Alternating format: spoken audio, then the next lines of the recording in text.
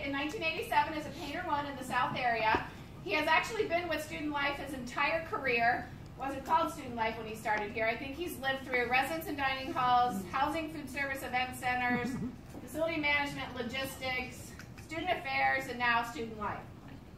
His 30 years here have afforded him 4 promotions, starting in 1991 when he became a Painter 2 in the Olentangy area. And in 1995, he was promoted to a Building Maintenance Superintendent 1 and was responsible for the paint team and the sign shop, reporting to Bill Christensen. In 1998, Jim was promoted to a BMS 2 and was responsible for what we called then the Paint Project and Design Group, reporting to me. That was a new group that we created at that time. That's when Jim came to me and said, you know what, we're contracting out all of this paint all over within student affairs, and I think we could be doing this in-house.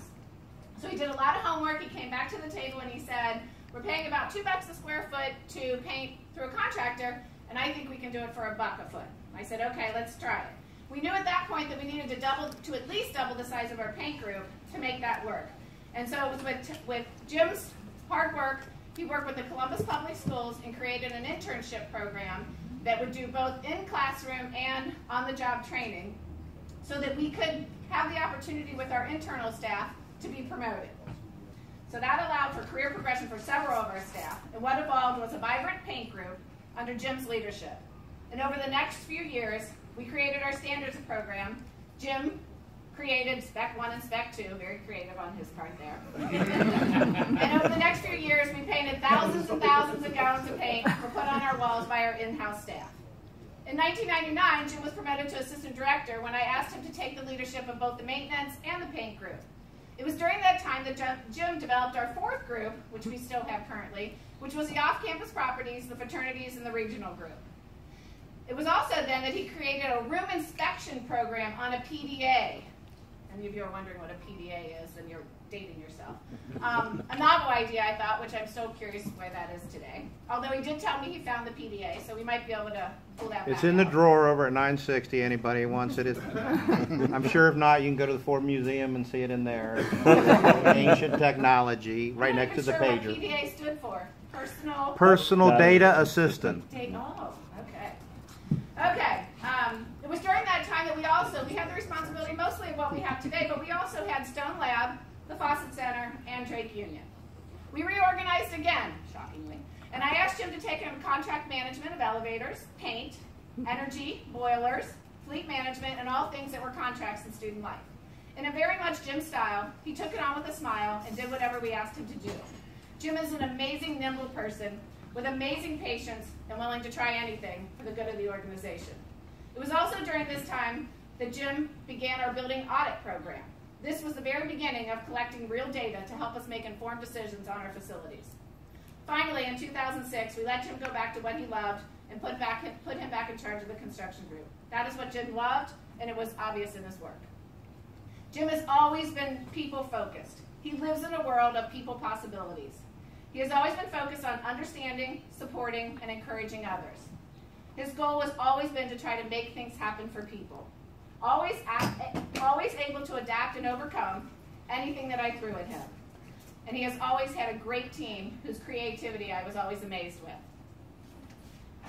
When Tim Kingsher called and said, we are doing a thing in dining services about where the wild things are, Jim and Todd were all over it, creating life-size props of Max and the Beast for a food service promotion. Or when I asked Jim to help with a giant duck that we needed to put on the oval for an Ohio Stater project.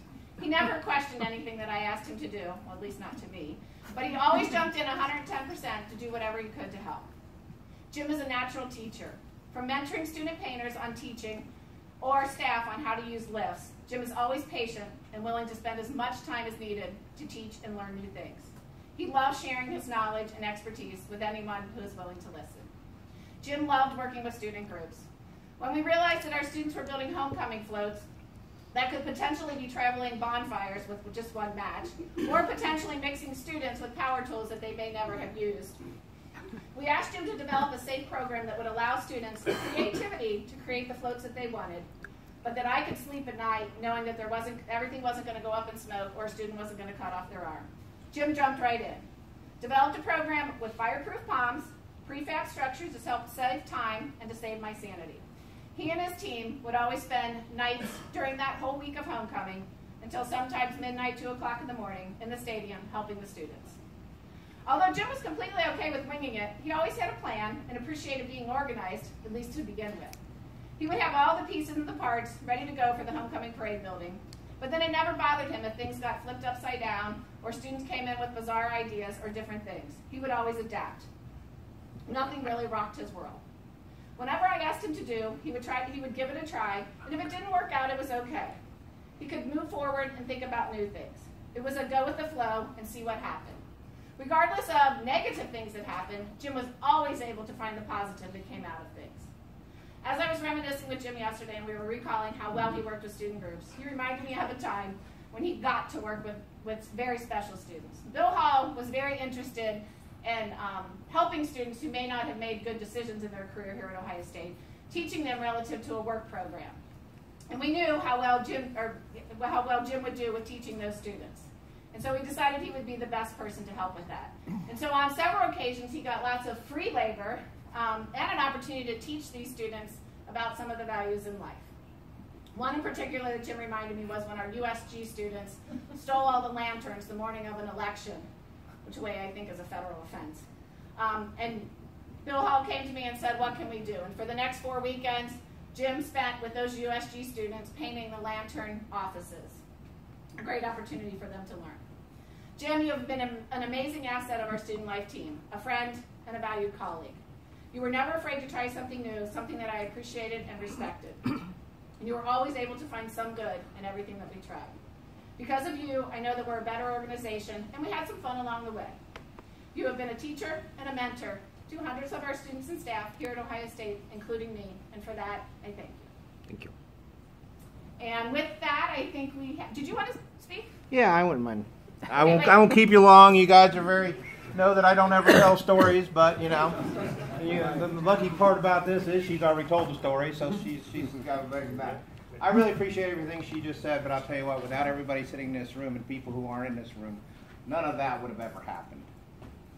Okay, as far as being a great teacher, I'm looking at a bunch of great teachers. I think my brother, when he came into the shop, he was a great teacher. People loved him, teaching. I look around, Bill Christensen over here. I won't coin the phrase I coined to you yesterday, but we were all a lot of us were kind of a product of that. Bill was also always one of the people who always believed in me with Molly. Without those kind of things, none of this happens. Again, Todd, Mike, Josh,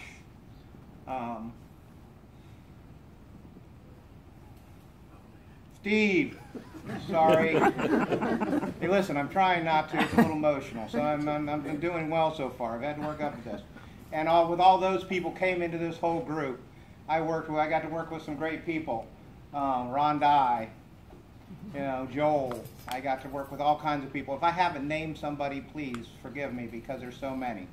I'm just looking at folks who went way back. And all that. Without all that and all those people to help teach and to believe in you, there would have been nothing for me here. I'm leaving here very proud.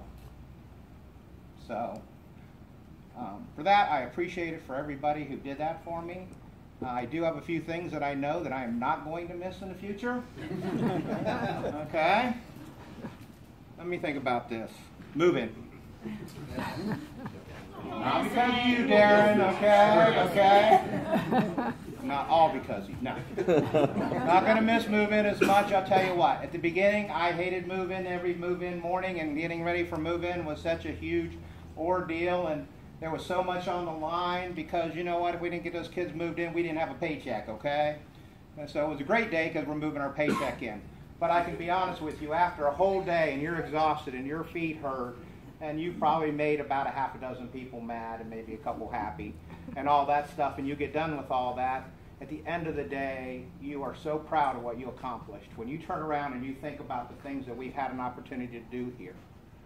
I'm a simple little country boy from Worthington. That doesn't quite sound right, but... And I'm a simple little country boy from Worthington, and I would have never thought 30 years ago that I would have had an opportunity to work at an institution that's known this size and this big, and to walk out of here and to have touched so many things and so many lives and have so many opportunities, and how proud I am to say that to people. The last thing I have to say is I don't believe I could have worked with a better group of people. I think the craftsmanship, the leadership, and the ability to adapt, that was one of my strong points, adaptability, you know. Okay, number 2, I won't miss, right? And that is strength and weakness meetings. Okay? Okay? I mean, it kind of lets you know about what everybody is. It's good. Maybe you should have that before you get married. I'm not sure about that. Okay? You know? Maybe if you could do that before your kids were born, you'd say, "Oh no, put that one back." No, you know, stuff that. And I guess the last one is deadlines. Okay? Even though I'm sure I'll have some deadlines, but and all that. But no, the big thing I want to say is I appreciate it, and I just want to say thank you to everybody here, and the folks that didn't make it, or the folks that are elsewhere. I got to be honest with you, things that I've learned and I've got from every division here: food service, housekeeping, maintenance, administration, facilities, FOD. Okay, maybe not FOD. Is there anybody here from FOD? Okay, not FOD. And all that. But basically, at this point in time, again, I just want to say thank you, okay? Appreciate everything you've done.